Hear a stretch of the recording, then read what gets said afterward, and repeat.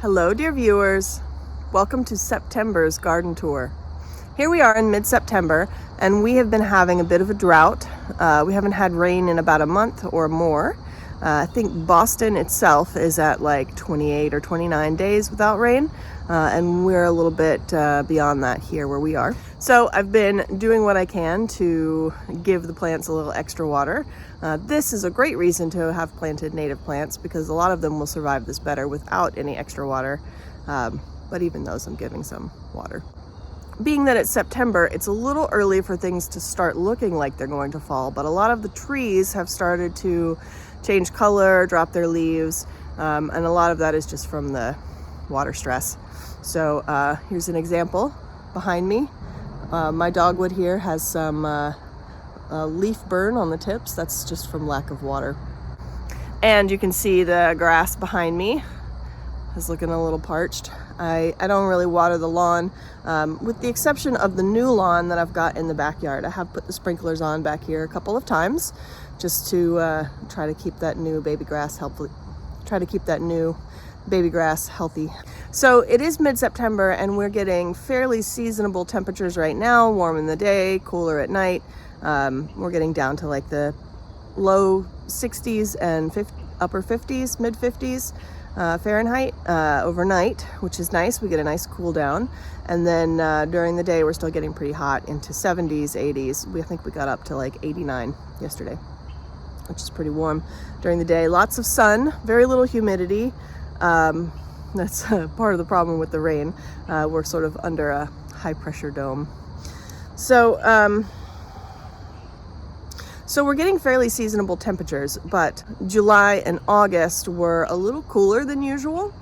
So some of my heat-loving crops didn't grow quite as much, but some of the other crops, like the tomatoes, really liked the lack of super hot heat.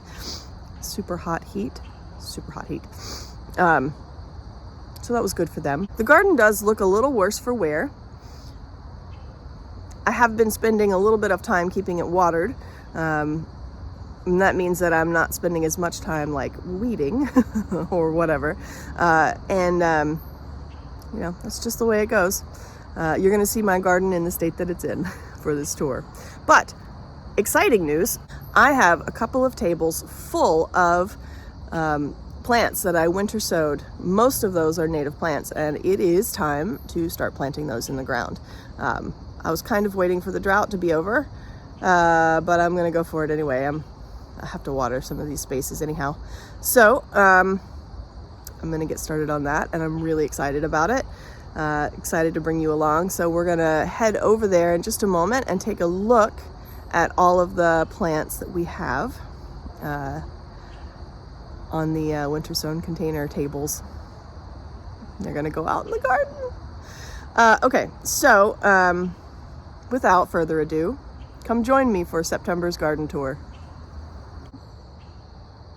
We're at the north end of the house, and I just wanted to show you this dogwood here. It's looking a little better. I put the sprinkler out here to water the grass, and I got some water. This is the part of the baby grass area where there is, of course, a lot of crabgrass, and then a lot of the baby grass is dormant. I hope it survives. I think it will.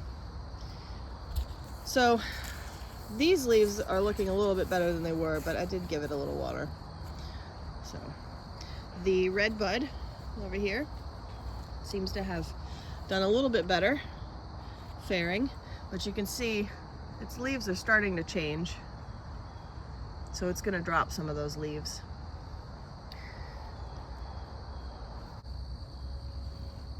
The ferns, though, look at the ferns.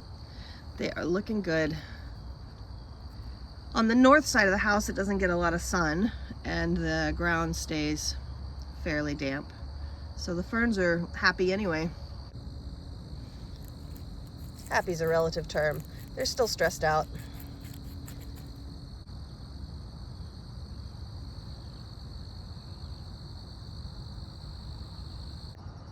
And here's a look at the new lawn.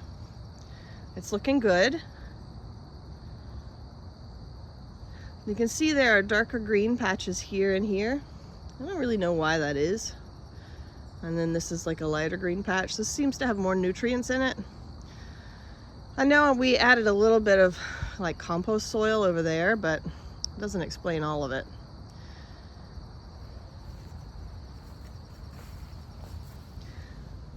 Some of this is crabgrass, like I said, and some of it's perennial rye.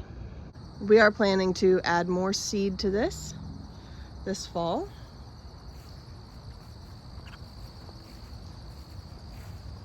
I still have work to do. There's a pile of rocks in there I've got to move.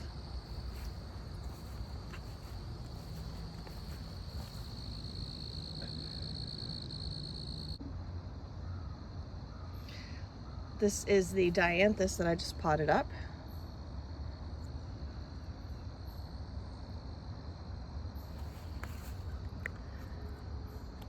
Putting on a glorious show.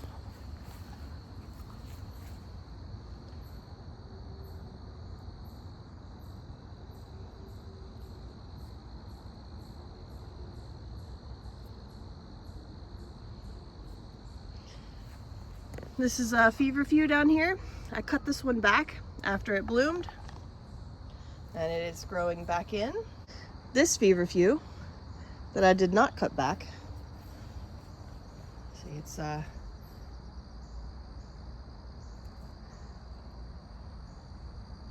got some flowers on it.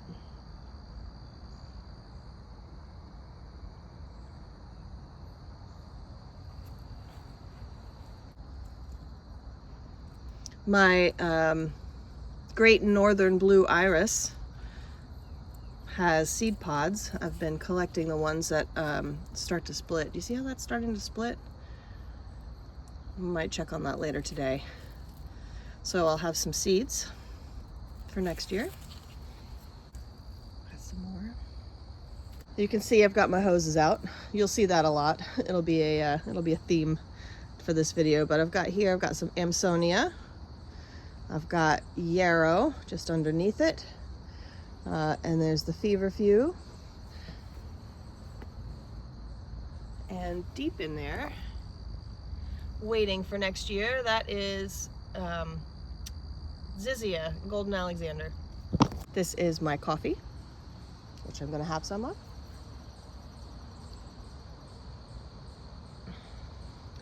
Here we have painted daisy. These are all going over right now, but we do have some blooms about to open, just a couple. I don't think we'll have this for much longer. I do really love it. It is really pretty, even when they're sort of past their prime like this.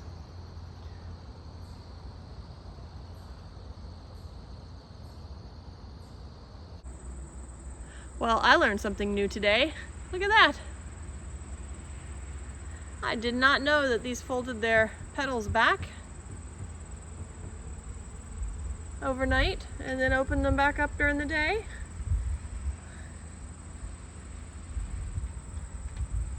Same ones I filmed this morning. Look at how pretty.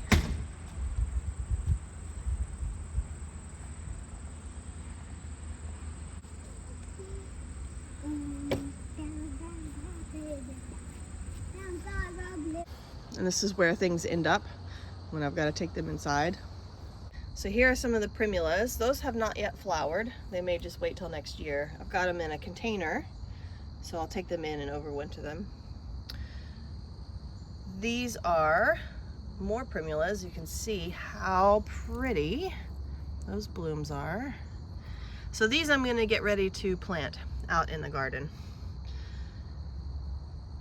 They really did like these little terracotta planters better than the plastic ones I had them in.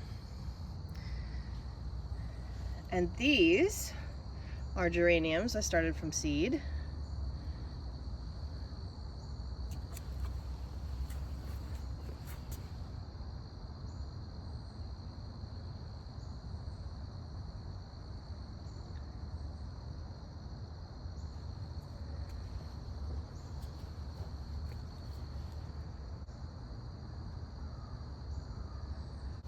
This is Lobelia cardinalis, cardinal flower.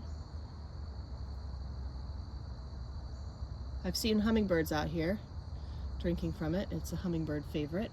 The blooms are about done. As you can see, that's the great blue lobelia, which did have a nice tall spike until a minute ago. And here we have cutleaf coneflower and peppermint. I harvested most of the peppermint.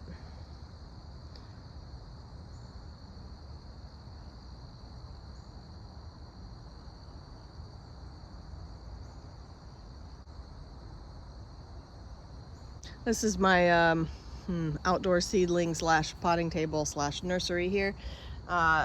We did these together. These are chocolate mint cuttings. They are doing nicely. Let's see if we have, oh goodness. I seem to have pulled that over. Okay, let's see if we have roots. Yeah, a couple of little roots coming out the bottom. So those cuttings took nicely. I have some new chamomile that I'll plant in the ground over winter. These are hinoki bunching onions that I did not plant out this year yet. I did start these as seeds this past winter, and I just need to get them in the ground. I haven't done anything with those bunching onions in my garden. Lots of little things in here. I'm just keeping going. Most of these are, some of these are anyway, are indoor plants. You can see they're a little bit yellow. They're stressed out. I've been giving them some fertilizer and water. This is our native mint, Mentha canadensis. This is lemon balm, not a native mint. Parsley. We have a red geranium in here. A couple of other red geraniums. Some chives. Let's see. This beauty, my Lisianthus. I had these extra Lisianthus, so I stuck them in a pot. Still putting out a nice show. Looking a little weary though. This is my dwarf Greek basil. I did nothing with this, which is a tragedy. So it's gone to seed. Oh well. This is a pretty pink geranium, pelargonium. I have 4 in this pot. And I recently potted these up. These are some sage. This is white sage, and this is sage extracta. So you can see I've got pots stuck in here because it's easy, but this is a really pretty pot here. That's the same as I've got these in. And I'm waiting for other geraniums to go in this one. That's the potting table. And here, this is the winter sowing table. Winter sowing tables.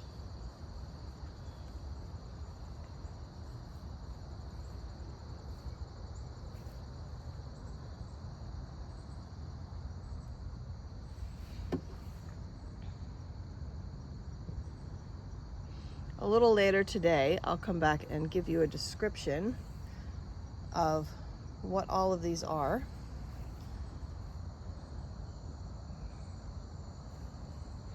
But right now, we'll just take a look at the state of them. It's one of the few non-natives I have on here.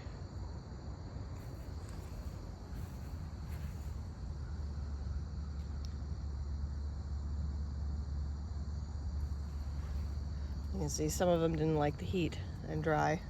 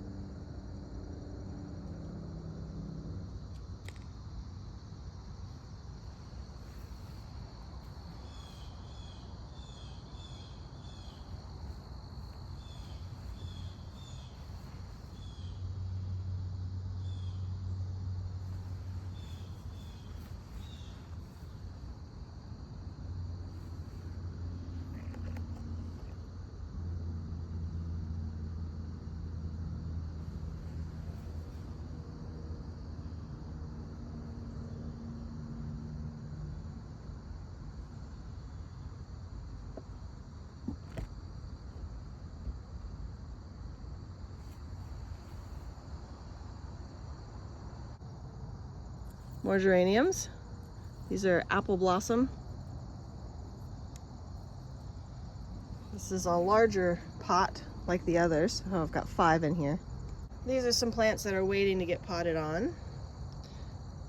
This is a Krishna Holy Basil, Tulsi, Krishna Tulsi. And this is a Vana, I think. This is the Vana. Yes.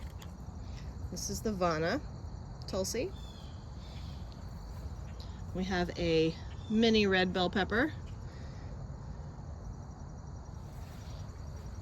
And over here, this is a Nata Pino. This has got a little baby one on there. Over here's a couple of things that I potted up. We did together this ashwagandha and a couple of these other things. But this is my container herb garden over here. Looking a little worse for wear, like I said. The lovely ashwagandha that doesn't mind the heat or the dryness.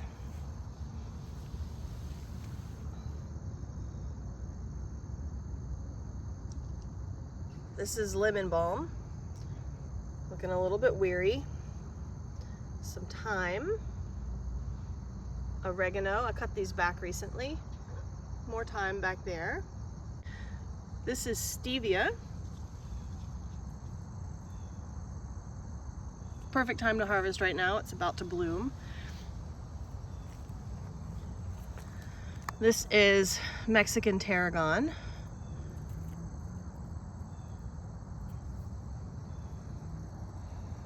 This is a Mexican marigold. That is the Rama Tulsi. We planted that up a couple of days ago.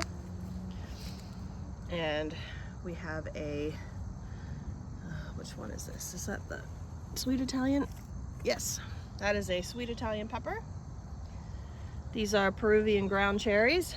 I did one on video with you and I did get the rest planted up. There's our early jalapeno we potted up.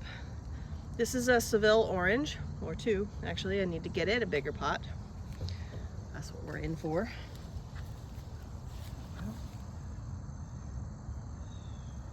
My avocado being taken over by beans. Some good looking beans in there.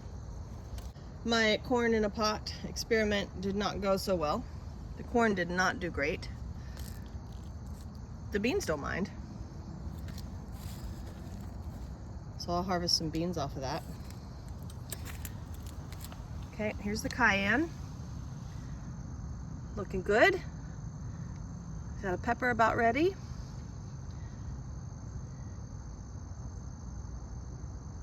One of 2 rosemaries. There's the other. And a really nice pot that I don't have anything in yet. I might put the avocado in here. We'll see. My patch of chocolate mint, that's not gonna stay over here. That's why I've got the cuttings so that I can keep it in a container. So this is what the swamp rose mallow hibiscus looks like after it's bloomed. It's still very pretty. Hibiscus muscutus. Signs of fall. The goldenrod is blooming. And the calico aster. Late summer, that's the Helenium autumnale. The eupatorium bone set has been going for it. Isn't that a pretty little tableau right there?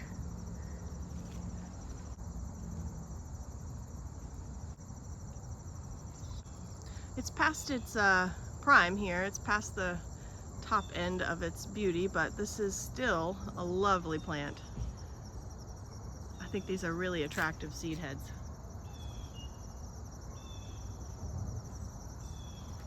Speaking of attractive seed heads, this is Penstemon digitalis.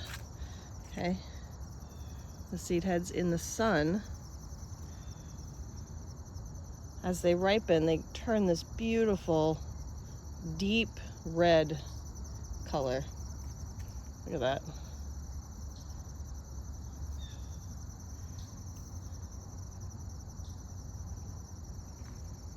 It's about time to collect some seeds from that. And there is a buttonbush seed head. My buttonbush hedge is getting big this year. I'm excited about it. I think I'm gonna come through here and harvest some of this goldenrod. This, if I'm not mistaken, is Solidago rugosa.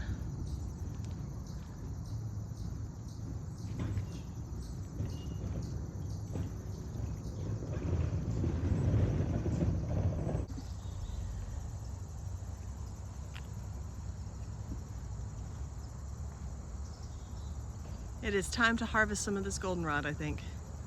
I have plenty for the wildlife. Enough to take some for me now. Some plants have gone over. You can see one little lobelia over there. This is Lobelia alba. This is a white version of the blue lobelia.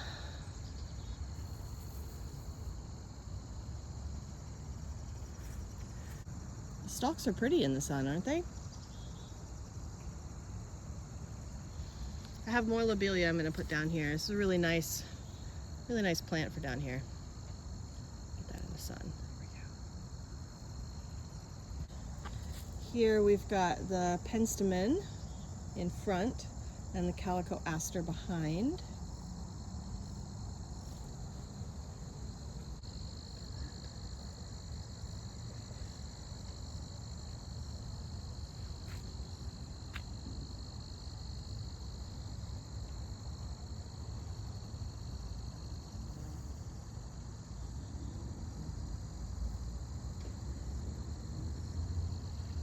This is a pollinator favorite. In a couple of minutes it'll be covered.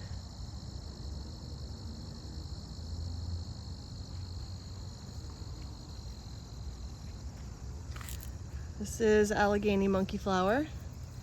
Past bloom, going to seed.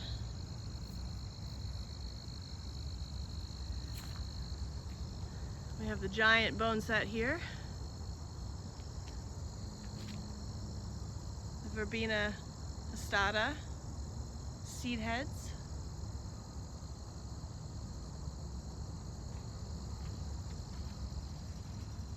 More calico aster. Verbena hastata.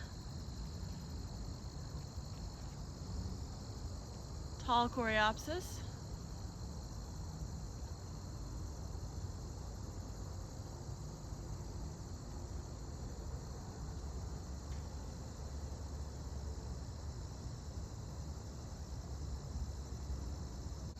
The last blooms of the swamp thistle. Lots of seed to collect here. This is one of our native thistles.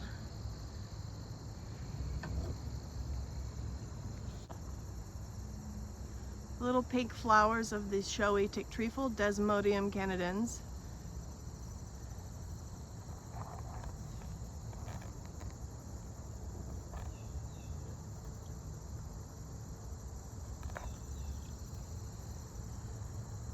And its seeds. More Solidago rugosa.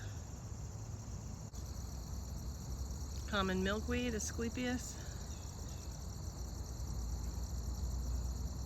And behind, Monarda fistulosa, lavender monarda, lavender bee balm.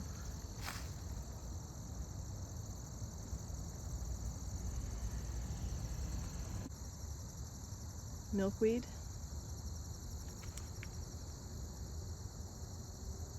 Monarda.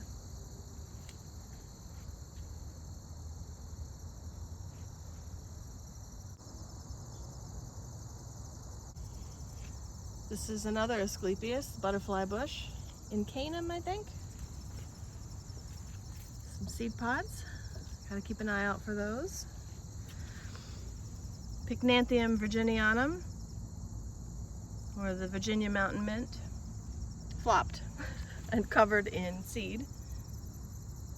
Those are the milkweed seeds.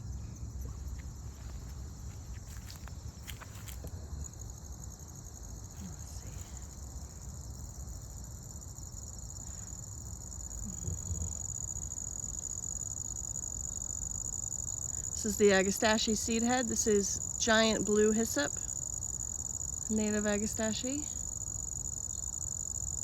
One of them. Flowers are done. Seed heads are still pretty. Sambuca canadensis.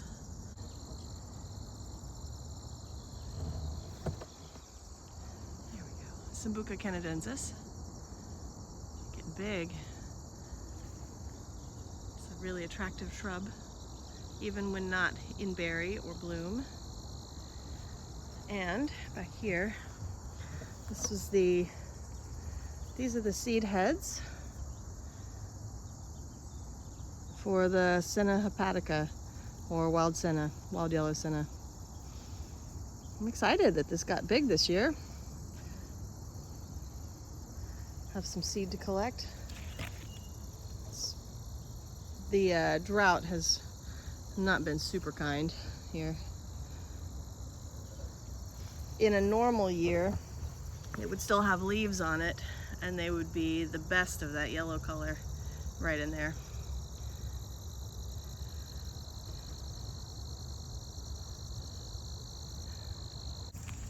This was actually the first solidago that bloomed, the first goldenrod that bloomed. I'm pretty sure that this is Solidago odara, or scented goldenrod. Yes, smells lightly of licorice. And it's basically done blooming. Really pretty, thick panicles here of blooms. Now into seed heads. But this, look at that bright white calico aster. Ah, so lovely. This little spot right here is looking really nice. I do need to do a little bit of weeding and thinning, editing in there, but let me show you what's in it.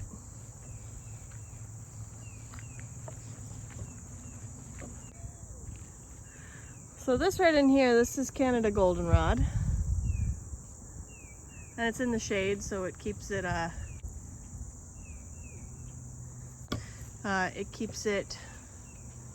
in control. And we've got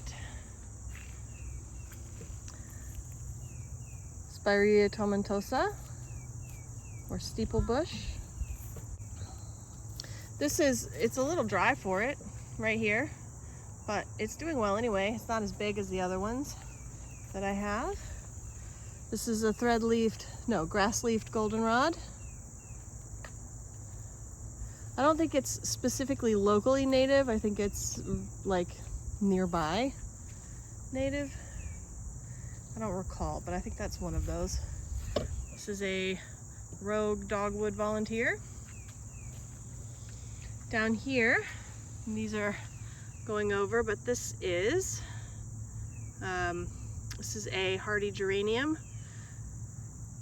Cranesbill, Carolina cranesbill, I think. Maculatum, maybe. These seed pods are really cool. Look at that.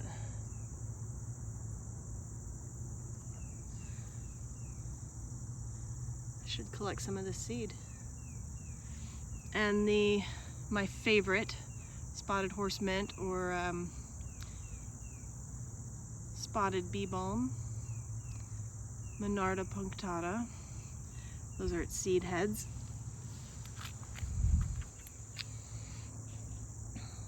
This glorious thing, there we go. This is smooth aster. Foliage is a really silvery green. Makes it stand out. in this sort of cool color purple here. I have more of this. It's going to be one of the first things that I plant. So we're going to get more of these along the street front. More of that grass leaf goldenrod.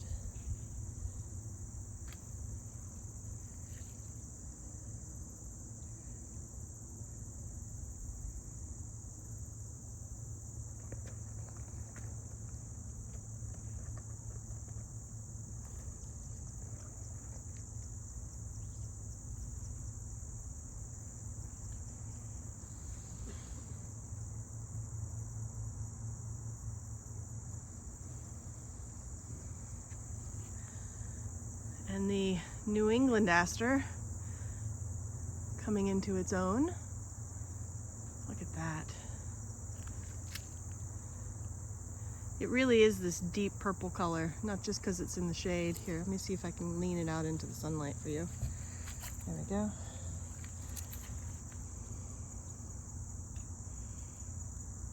Isn't that pretty?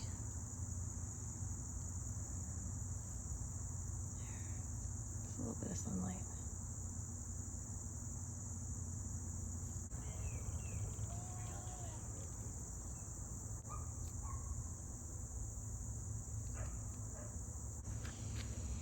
Threadleaf coreopsis, done. Seed heads.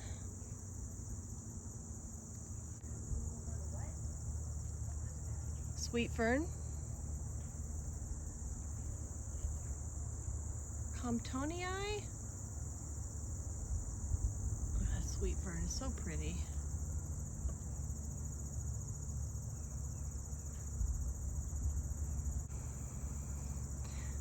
Yarrow seed heads. And it's filling out. Here, let me back up for you.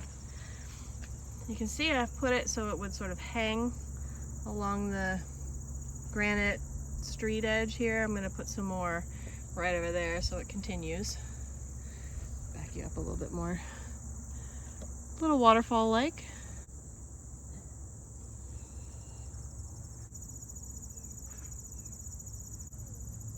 Our native cactus here in New England.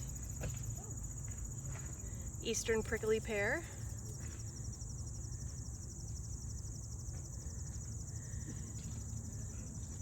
Definitely hosting some wildlife.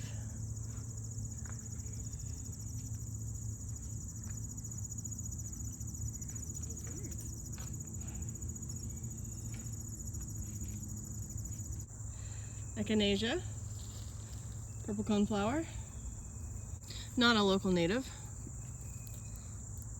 Native to the Midwest, the prairie region of the United States.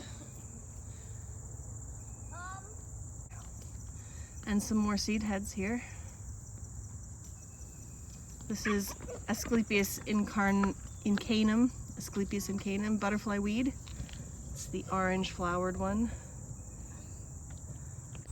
This section here, this is my dry prairie native plant section. And they aren't minding too much. I did give them a little bit of water. Probably give them a little bit more water, but they are looking very autumnal in color, a little earlier than usual. So this is the other native thistle that I've got. This is prairie thistle. Gotta come collect some of the seed. And I've got a lot of butterfly weed down here. That's the Asclepias incanum. I'm probably saying that wrong. But you can see over here, it's looking a little bit done. So it's sort of changing into its fall colors.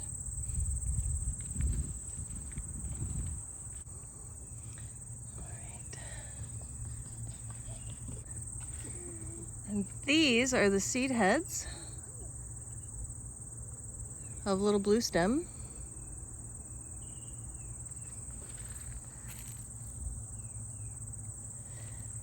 And it is a little bit more of its burgundy tone than its bluish tone. I think that's due to water. still super pretty.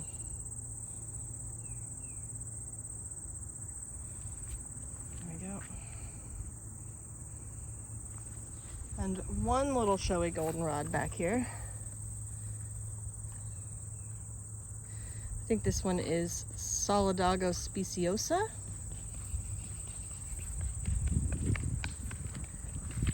See this thistle? This thistle's not super happy about the lack of water. Probably give these some water today. More blue stem. Look at that. So neat. These are false cypress, Hinoki false cypress. I don't talk about them too much. They're my anchor plant here.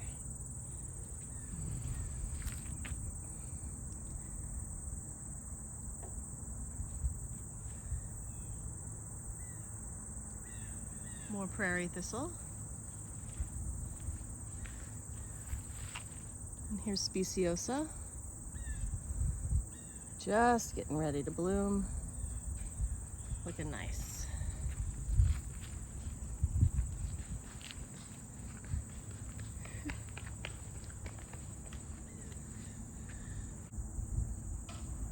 Here's a look back.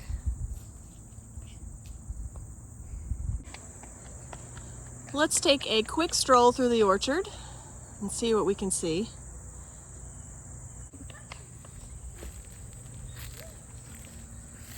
This is our Shiro plum. Doing great. Look, getting some size. It's quite tall.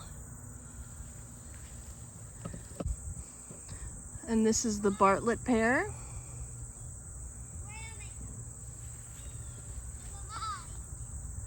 All right, Bartlett pear.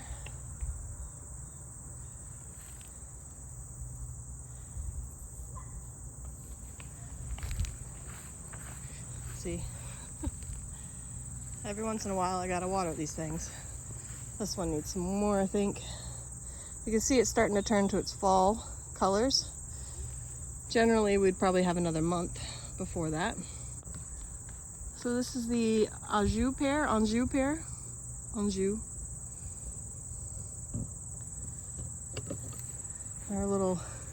little meadow area. This is the Saturn peach. I've sprayed it a couple of times. We're still getting a little bit of leaf curl. I'm gonna have to do that better coming out of the winter. And this is the Red Haven. All right, this is the Red Haven.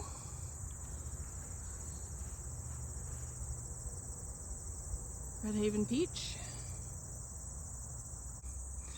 And this is the Santa Rosa plum with the crabapple in the background. Santa Rosa in the foreground. It's got some nice height on it. It's probably 10 feet. Looking good. All right, I cut a couple of paths through over there. That's under the crabapple. You can see everything looks a little autumnal. A little bit like fall. Meadow, orchard. Okay, here's my hibiscus. It did not get as big as last year, and I still don't have any flowers. If you have any tips on hibiscus roselle, please let me know. I thought last year maybe it got too many nutrients being in the flower bed, being in the vegetable bed. And one of maybe two of my original pumpkin squash, winter squash plants. There's the other one. And these are the little ones that I started. Just either they don't like it down here, or I haven't figured out how to treat them. Oh, some things work and some things don't. I'll try again. Here, let me give you a nice shot of nothing on my trellis. So this meadow, this is a future native plant meadow. Right now it's just lawn grass, overgrown, but it gives me a chance to look and see what that looks like. Also, I've noticed that if I let the grass go unmowed, it thins it out a little bit, and then it's easier to plant stuff in or what have you. Get rid of it. Okay, so there's the meadow, and I've got a little path up the middle, and then over here we've got the shade garden that I have done nothing with this year. Haven't even really checked to see if any of our plants that we planted last year are coming out. I think this. I wonder if that's the New Jersey tea. Could be. That'd be nice. I need to get some more of that seed. All right, we have dogwood. Not dogwood. We have more goldenrod. We've got burning bush that needs to come out.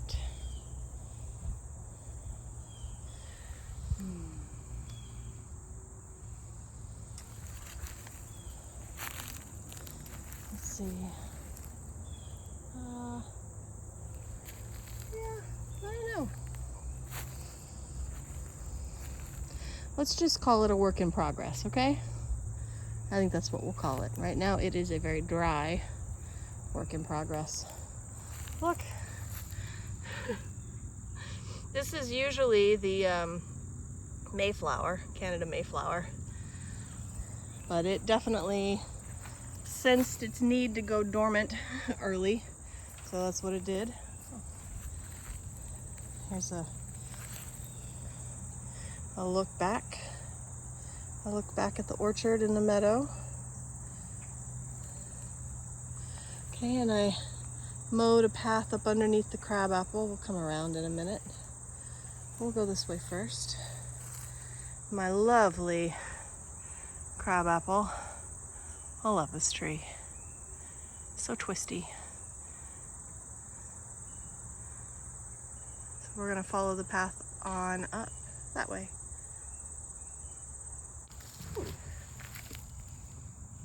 That looks like calico aster there. I need to look up the botanical name. Something's volunteering in here. This, I think, is this is a sedge. I think it's Carax blanda, maybe. I don't remember exactly. Sedges. I don't know if you've ever tried to identify sedges, but they're a PhD in plant identification. You can see the path through the middle under there. Hope we get some rain soon. Do you see this sedge holds up a little better than the grass? Lots of baby oak trees over here. These are all either red oaks or black oaks.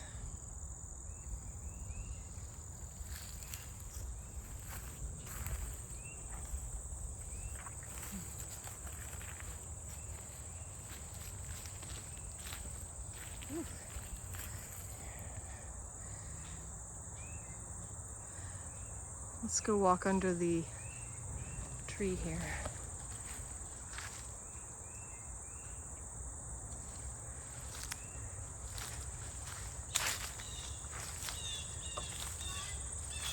All right, here we are.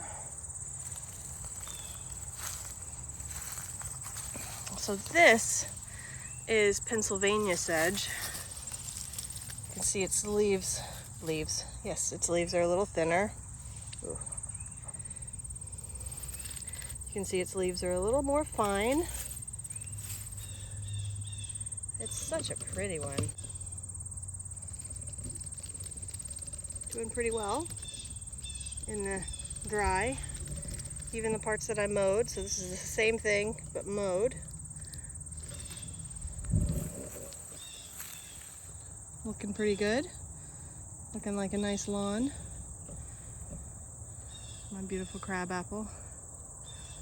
And I'll look back at the orchard. Let's go up to the upper orchard next. Let's not forget the partridge berry. Look at that. Evergreen ground cover. I should try to take some cuttings of this. All right, here we are in the upper orchard. We have our deer-proof sort of cages that will go around the trees for the winter.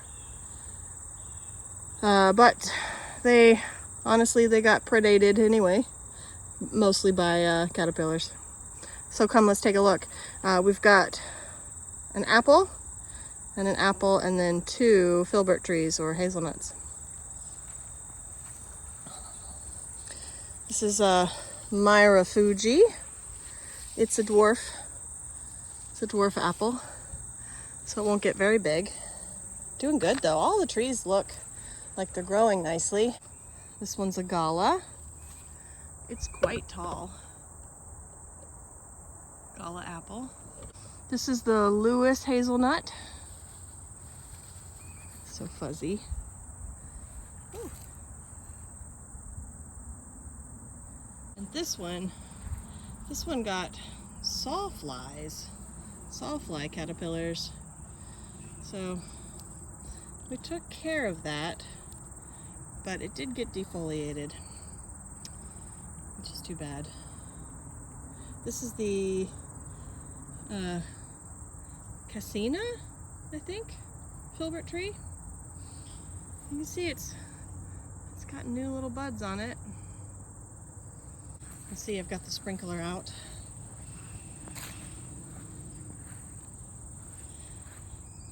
And this is one of our Japanese maples, growing steadily. And we've made it back to the north end of the house, where our woods are, and our giant grandma sugar maple.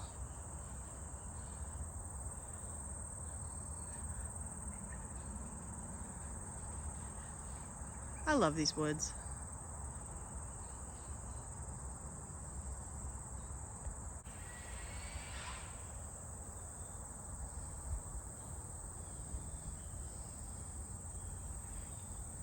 So this is the upper orchard. The lower orchard is down there. There's our front lawn. We have our front vegetable beds right over here. That's where we're headed now. Before I forget, we've got what I think is an elecampane, and this is a verbena officinalis. And then over here, I'm so excited. This is one of our native clematis. Virgin's bower. I'm so excited that it's getting established here.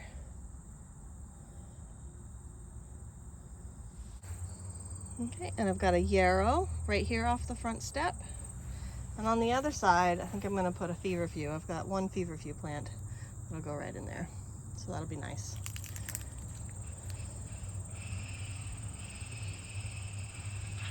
And here's the vegetable beds. We've got corn and beans here.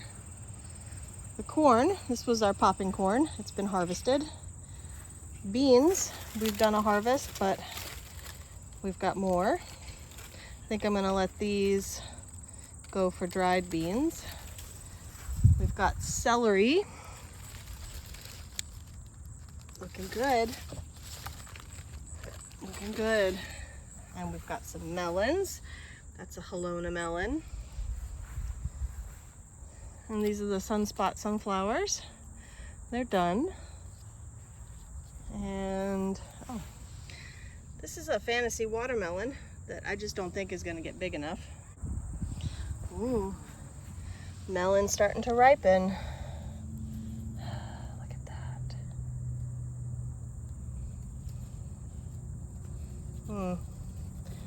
also getting nibbled on a little bit. I don't think it's quite ready to slip yet. Maybe later today, maybe tomorrow. Cosmos. These are the blush. No, cupcake blush.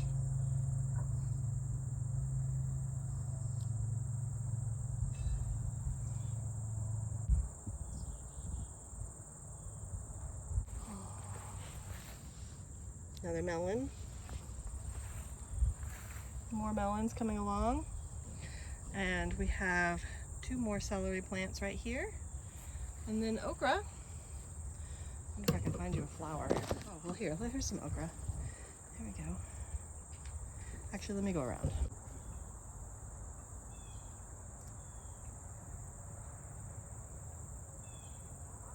Hill Country Red okra flower. A little okra peeking out.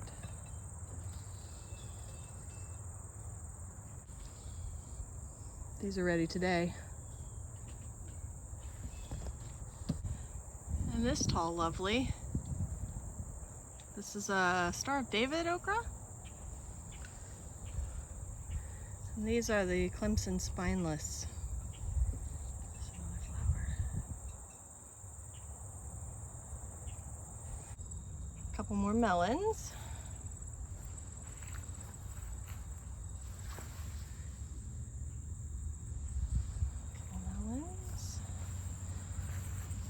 Watermelon. Uh-oh. I think this one cracked. Oh, can't even see. Too many things. There we go. Yep, we got a cracked watermelon. Bummer. These are doing pretty good though.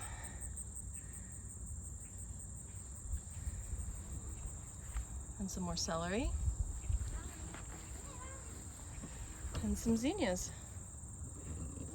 Not yet ready. And this front area where I put chamomile and painted daisies, it's just gone to chaos. I haven't done anything with it. You see the painted daisies are still trying. But the Japanese maple's still looking super nice.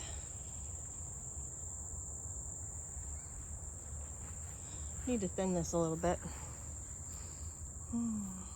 Pretty tree.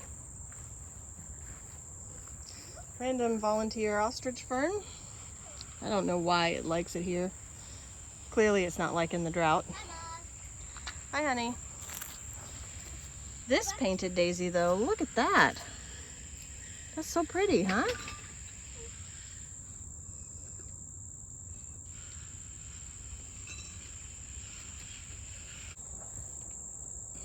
More coneflower. The start of our driveway garden.